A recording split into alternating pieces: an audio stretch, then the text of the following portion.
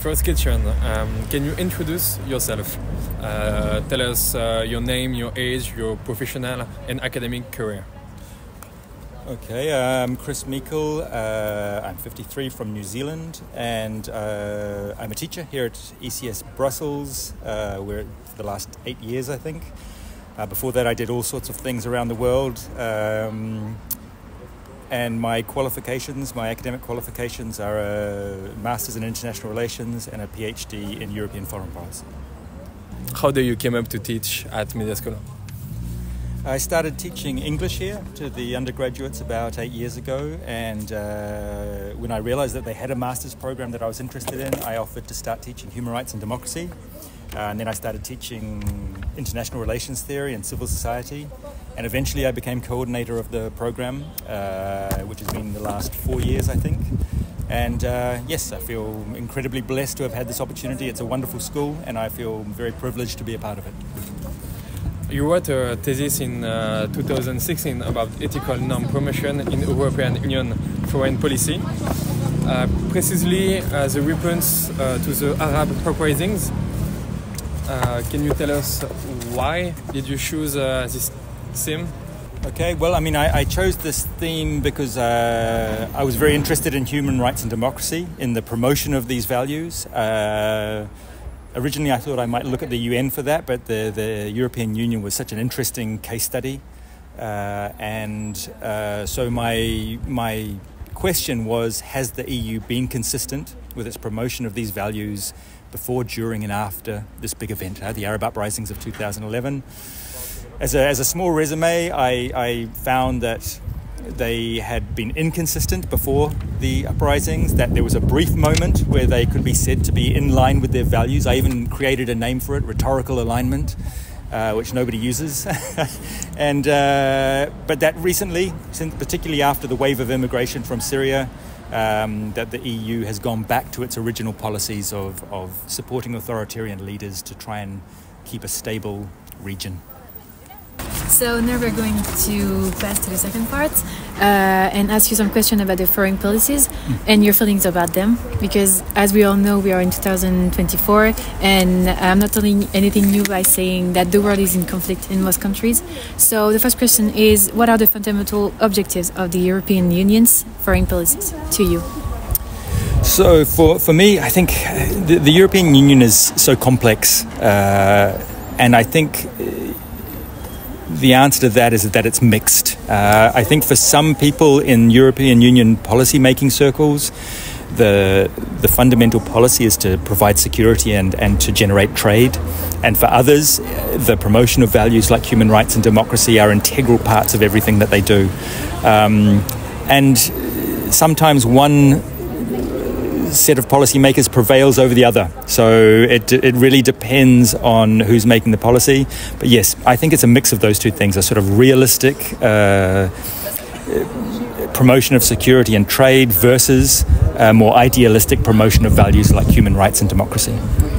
What instruments and mechanisms does the EU use to implement its policy?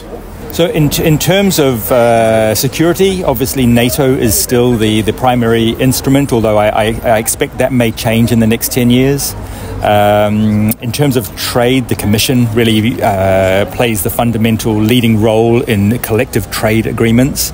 And in terms of promoting human rights and democracy, it does have a number of instruments, the number of facilities.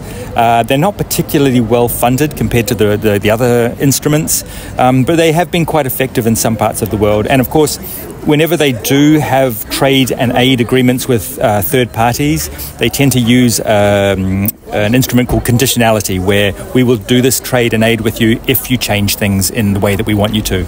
And although people disagree about how coercive that is, it's a very effective tool. Today, do you think there is any current issues in the European foreign policies, such as geopolitical tensions, for example, maybe humanitarian crisis or climate change? I mean, I think climate change is a pressing issue for everybody, including the European Union. I think it does quite well in addressing that issue compared to other actors. Everything to do with AI and cybersecurity is a massive issue. Again, the EU is really leading the way in policy making in that area. We have the Ukraine crisis and the Israeli-Palestinian crisis. The EU has struggled actually with these crises to show a unified face, to have a unified policy. But this has been the problem with the EU for a long time, trying to have a unified foreign policy in the face of big crises. But yeah, I think certainly the crises that are going on at the moment will have a profound effect on the future of the European Union, both internally and externally. I think we're living through an incredibly powerful time, and these events are going to be a part of that, and the EU's response to them will in many ways shape the EU for many years to come. So this is one of the last questions. So what role does the European Parliament play in foreign policies? Not enough. The European Parliament is usually a much stronger voice in terms of values than the Commission and certainly the Council. I would like to see the European Parliament have much more of a say in foreign policy issues. Having said that, we might get a European Parliament with a slightly different mix in June, and that will be interesting because there'll be a lot of pro-Russia voices, for example, a lot of parties gaining prominence that don't believe in the values of the EU, don't even believe in the EU itself as an organisation. So that will rather challenge things. But yes, traditionally the Parliament has been a much stronger voice around human rights abuses, for example. So in principle, I would like to see the Parliament have a much stronger say in foreign policy.